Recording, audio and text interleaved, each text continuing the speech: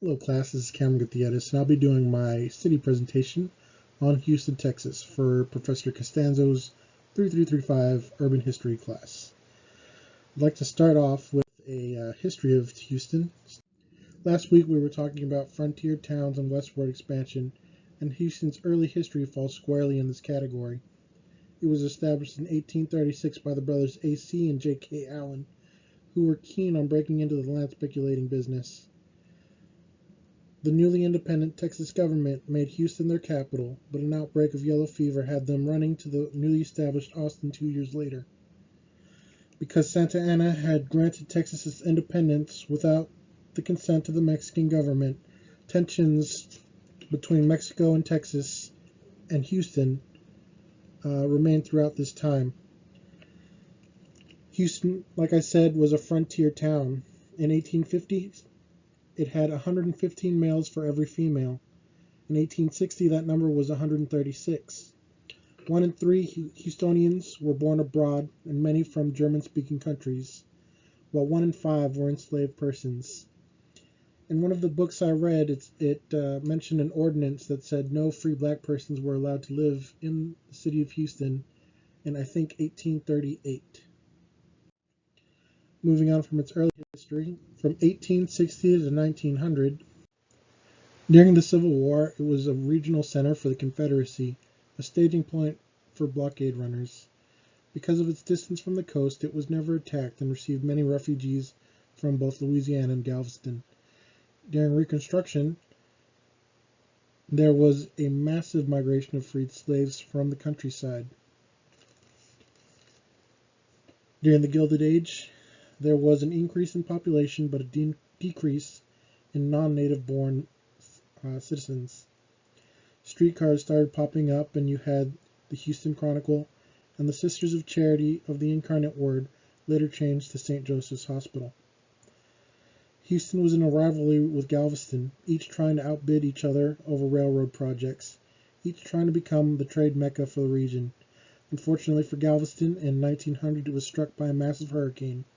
Fortune was shining on the Bayou City. As mentioned in Where Texas Meets the Sea, tapping oil at Spindletop was really a turning point for the area. Houston already had a rail line to the area, which was around Beaumont, and it was a hub to the rest of the nation, so Houston really emerged as a regional petroleum center. During the same time, the war for Mexican independence was raging on, and at first, Mexican immigrants living in Houston ran down to Mexico to be a part of the war, but as the war went on, more immigrants and refugees made their way from Mexico to Houston, and many of them ended up settling in the second ward, which was called the Segundo Barrio.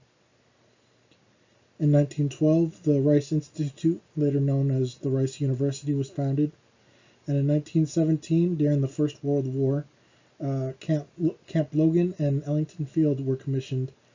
Black troops were sent to guard the campsite at Camp Logan, but tensions between the segregated Houston and the black troops ended up exploding into an all-out riot, and in the end 15 white people and 4 black soldiers were killed.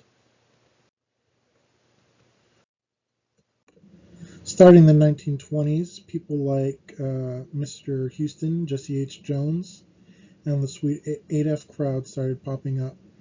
And these people really exemplified the maxim that if it's good for the city, it's good for business, and the reverse, if it's good for business, it's good for the city.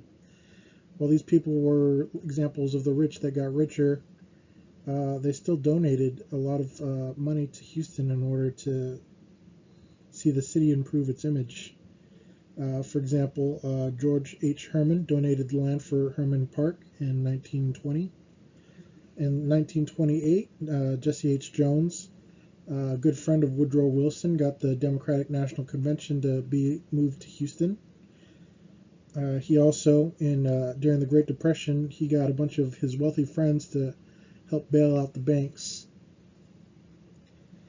During World War II, the United States ended up pouring in a lot more money into Houston to get synthetic rubbers during the war. In the 1950s, you had population expansion and the building of the medical center. In 1960, we got the airport. In July 4th, 1962, NASA was built in Houston, where it got its name Space City. In 1970, there was a growing Chinese American population, and the African American population that had been located in the 4th and 5th Ward after Reconstruction ended up being pushed into the 3rd Ward. Moving on to the historiography of Houston. Not the history of Houston, but the history of how the history of Houston is told. First, we have a thumbnail history of the city of Houston, Texas, from its founding in 1836 to the year 1812 by Dr. S.O. Young. It's a long title, and it was written in 1912.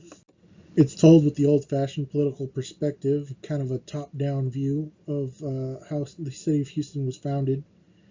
And a lot of histories told of Houston after were based on Dr. Young's research. In his intro to the book, he says that he's writing it to dispel a lot of myths about the founding of Houston.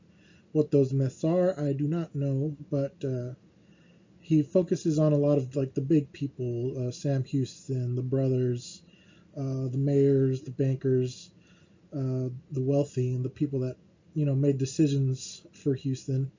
He doesn't focus on the German-speaking population, the African Americans, or the Mexican immigrants. He really takes that belief that that frontier spirit that the West was meant to be conquered and was meant to be a part of the America, U.S. Let's see. He also ends the book a lot talking about Rice Institute and how education is the pathway for Houston's future. Moving on, we have a concise history of the early Texas as told by 30 historic flags, illustrated in color by Charles E. Gilbert Jr. This one, whenever he makes reference to Houston, he's always referencing Dr. Young's work. Kind of felt like he didn't do any of his own research. But there you go. He still has that strong frontier spirit going on. Texas was meant to be a part of the United States and such. It was written in 1964. But by 1974, we get The German Colonists and Their Descendants by Dorothy E. Justman. And this is actually a cultural or social perspective. She still references Young when she talks about Houston's past, like just kind of like the building blocks of it. But she really builds on it to tell kind of the German perspective and how they were coming up along with the city. And it doesn't focus on the city so much as the German colonists.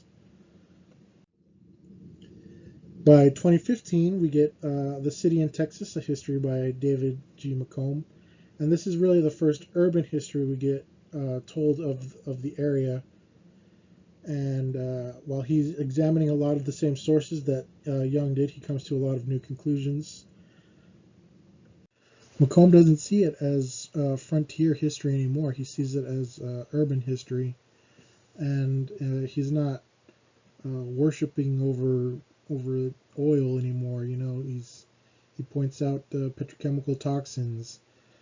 He makes note of the racial division going on in the city, the shoddy social services. He sees Texas or Houston in a whole new way than Young or any of his contemporaries did. Moving on to just last year, Prophetic City by Stephen L. Kleinberg. I found to be very interesting. It was written in 2020. He starts out by saying how Houston has kind of become the pattern of how not to build a city. And he references McComb quite a bit. But where McComb was pointing out, where Houston had kind of gone wrong, all the pollution and all the division, Kleinberg sees not just the problem, but he sees that it's really a reflection of the country. So he kind of sees, Houston as a small-scale representation of the United States as a whole. And he sees progress in Houston as a way that the United States can make progress. So that was my final book, and this is my presentation. I hope you all enjoyed it, and the audio quality isn't too bad. But this is it. Thank you. Have a good day.